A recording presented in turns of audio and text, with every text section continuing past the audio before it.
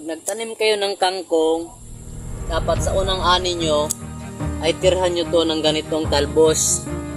Kasi ito yung sisibol uli para sa susunod yung harvest.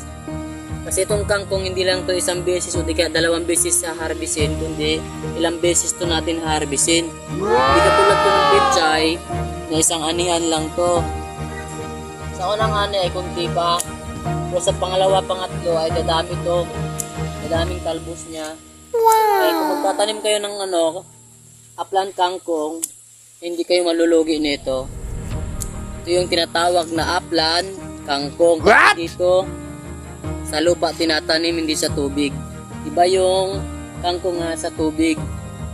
Yun ay tinatawag na water spinach. Ito ay masarap sa mga adobo, sa kaya panghalo sa sinigang na isda at saka karning baboy. Anong sinigang? Masarap po.